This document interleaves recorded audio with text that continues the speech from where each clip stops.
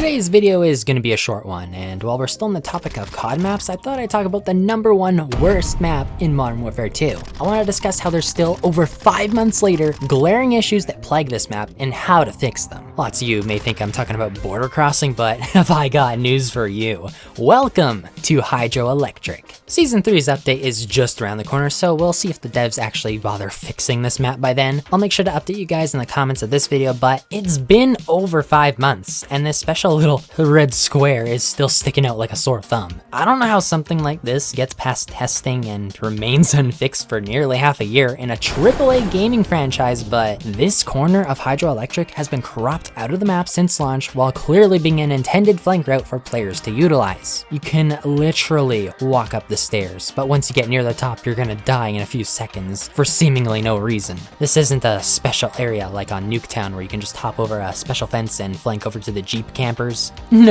This is an actual human error. They forgot to finish this map. You can even see in an area in the water where there's supposed to be a ladder going up to this out of bounds corner, but it's missing there too. You can clearly see there's a spot for a ladder here, and it's just not there. Wonderful. And if that wasn't enough to tell you this map was underdeveloped, next, I want to say you most definitely can tell this is a Warzone POI they modified into a multiplayer map, not the other way around. If we are getting multiplayer maps from Al Mazrah, the POIs in Al Mazrah should be designed around multiplayer, and then they should be put into the Al Mazrah map afterwards. Take Dome for example. It's a multiplayer map designed way back in MWII for 6v6, then it was added to Al Mazrah. They took out the barriers and they modified the doorways and fences so that it flows well in an open world mode. So what often happens when you make a locale designed for Warzone and DMZ, it doesn't really translate well into a 6v6 respawn map. They've done this successfully in the past with maps like Superstore back in MW19, except back then it seemed like this map was actually built for 6v6 beforehand. You could tell the necessary modifications were made for this map to play well. Areas are swapped around and others are redesigned to look professional. Staircase here, no staircase on the actual map. So Hydroelectric, well, it seems like they used tarp to cover up ladders, which is okay, it's quick and easy, but they've also used fishing nets tied to poles to act as barriers in the water. Like,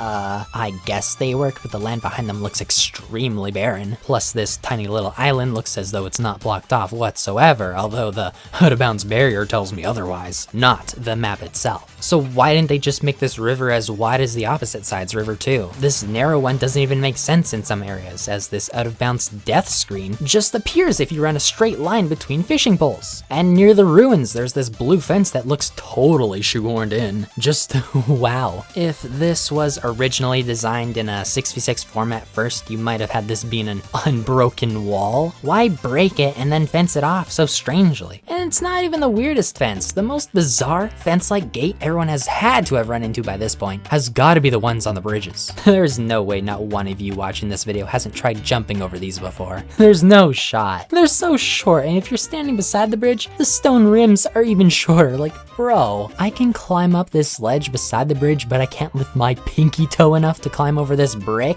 What the heck indeed? What they should have done, and what I think they were going to do, was blow up the bridges so you can't cross them like you can in Al Mazrah, but they didn't commit. This one here is partially blown up, or at least it's fallen down from old age, but what I think they should have done is something similar to Vanguard's Mayhem map with its bridge, just on a larger scale. Have a singular platform standing just on top of one pillar, and let us either parkour up to it normally, or perhaps let us scale up a wall like we can in raids. I don't know why multiplayer maps haven't introduced wall climbing mechanics yet when they've existed in Vanguard's campaign and MW2's raids, but I think they'd work nicely getting up to power positions. Lots of risk getting there, and reward if you so happen to make it to the top. As for the other bridge, just blow it up and park a truck or something on the edge so that we can't hop over to the other side. Simple, easy fix. These flimsy gates and the illogical barriers are just not needed. And speaking of unnecessary barriers, I do not understand why we don't have a sort of Nuketown out of bounds hidden flank route here. I think it would have been a fun spot if we wanted to run around and then hop back into the map from above this wall, but apparently not. The devs went out of their way not just to make this an out of bounds area, but they put an invisible barrier here just to prevent you from going upwards. Like, why? If this is out of bounds, why blue wall players into thinking this is a flank route and then box us into a taking down death zone? Where's the fun in that? On the opposite side, I mentioned how there's an unintended boxed off area here, but if you look closely, it looks as though there's 2 boxed off areas. I'll tell you what, if this lane was available, why not make the lane beside it available too? And then make the waterfall into the river also available. I'd like to ride the rapids. I think since MW2 has a water flow system in the campaign, they should have used it here on a multiplayer map, but oh well, I guess. And lastly, I wanted to mention this parkour spot. Why can't I use it? It's like they forgot to program the mantling system here. So those were the medium to minor mistakes with hydroelectric. Some more pitiful or cut corners than others, but I think the biggest flaw this map actually has is the underwater caverns. They're like veins connecting all sections of the map together, randomizing the flow at times. So what I think they should have done here, and what I think might be utilized one day, are the massive closing trapdoors located above multiple of these cave entrances. If we, the players, could control the map's flank routes just a slight bit more, I think it would help the flow a lot better. Also, just imagine being a person swimming in a tunnel just to find out one of the exits are sealed off, so you gotta swim your way back to an air pocket as fast as you can. It'd be kind of exciting and funny. But yeah, that's all I got. I hope some future MW2 maps have water locations like this, and maybe even add some secret passageways into some power positions that can be accessed through the water and wall scaling systems. Imagine if on hydroelectric you could find a tunnel that links to the bottom of this tower. You just pop your head inside and then you can just scale your way to the roof and overlook the entire map.